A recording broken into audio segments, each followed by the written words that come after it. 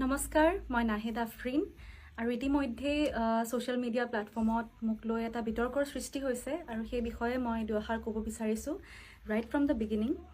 আজি কেইদিনমান পূৰ্বে আসাম ষ্টেট ফিল্ম এৱাৰ্ডছৰ ৰিজাল্ট ওলাইছিল আৰু সেই ৰিজাল্ট ওলোৱাৰ ঠিক 5 মিনিটৰ পিছতে জুৰি বৰ্ডৰ পৰা মোক এজন মেম্বাৰে ফোন কৰি মোক কংগ্ৰেচুলেট কৰিছিল এৱাৰ্ডটো পাইছো বুলি তেখেতে জনালে মোক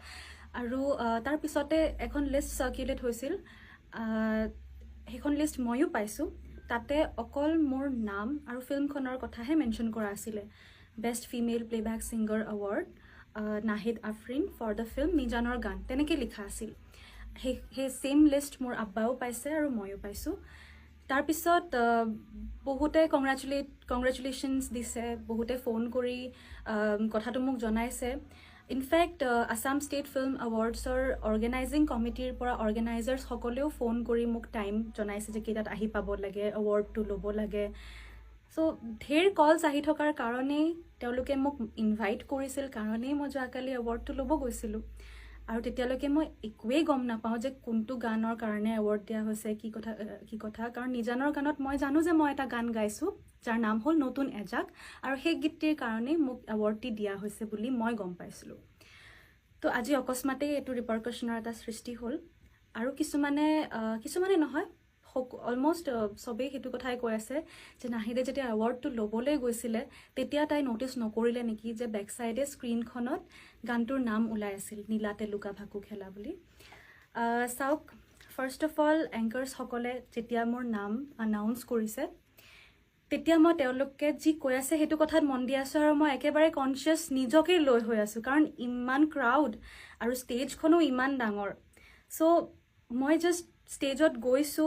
লেফট হেণ্ড সাইডেৰে মই ষ্টেজত এন্ট্ৰি কৰিছো আৰু ষ্টেজৰ ঠিক মাজত থিয় আছো ষ্টেজৰ মাজতে সেই গানটোৰ নাম ডিসপ্লে হৈ আছিল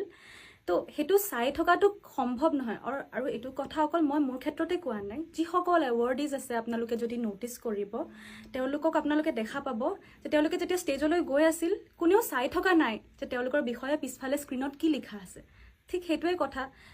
ময়ো চাই থকা নাই কাৰণ মই একো এক্সপেক্ট কৰা নাই যে কিবা ভুল হ'ব স্ক্ৰীনখনত যে মোৰ বিষয়ে মানে হে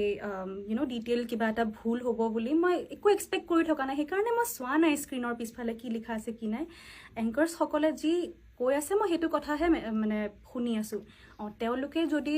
গানৰ নামটো মেনশন কৰি দিলে হয় তেওঁলোকৰ কথাত যে best singer award goes to miss Nahid Afrin Ansari for the film নিজানৰ গান ফৰ দ্য সং নীলাতে লুকা ভাকু এনেকে যদি ক'লে হয় তেতিয়া মই শ্বকড হলো হয় আৰু ডেফিনেটলি মই তেতিয়া পাৰিলে ষ্টেজতে কৈ দিলো হয় যে এই গানটো মই গোৱা নাই আমাৰ সন্মানীয়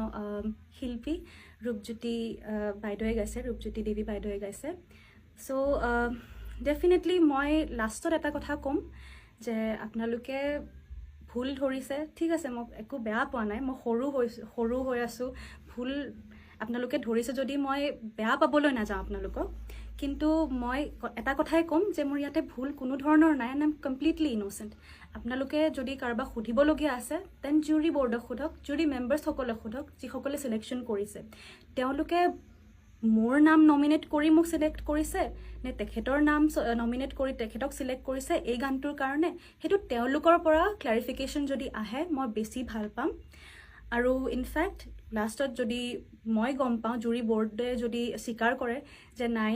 এই এৱাৰ্ডটো নাহিদক নিদি আমি নীলাতে লুকা ভাকুৰ গীতটিৰ যিগৰাকী কণ্ঠশিল্পী সন্মানীয় ৰূপজ্যোতি দেৱী বাইদেউ তেখেতক যদি তেওঁলোকে কয় যে দিব এৱাৰ্ডটো তেতিয়া মই হেপিলি এৱাৰ্ডটো ঘূৰাই দিবলৈও ৰেডি আছো কাৰণ সেই একেটিয়া এৱাৰ্ড মই আগতেও পাই থৈছো আৰু মই হেতুক লৈ যথেষ্ট স্যাটিসফাইড আৰু মই লাষ্টত হেতুৱে ভাবো যে এৱাৰ্ডে কোনো মানুহক ডেসক্ৰাইব নকৰে এৱাৰ্ডে মোৰ টেলেণ্ট বা মোৰ নলেজ কেতিয়াও ডেসক্ৰাইব নকৰে মোৰ কামে ডেসক্ৰাইব কৰি যাব আজি এৱাৰ্ড এটা পোৱাৰ পাছত মই অহাকাইলৈ যদি গানে বেয়াকে গাওঁ তেতিয়া লাভটো কি থাকিব গতিকে আপোনালোকৰ আশীৰ্বাদ বিচাৰিছো আৰু সাপোৰ্ট বিচাৰিছো ধন্যবাদ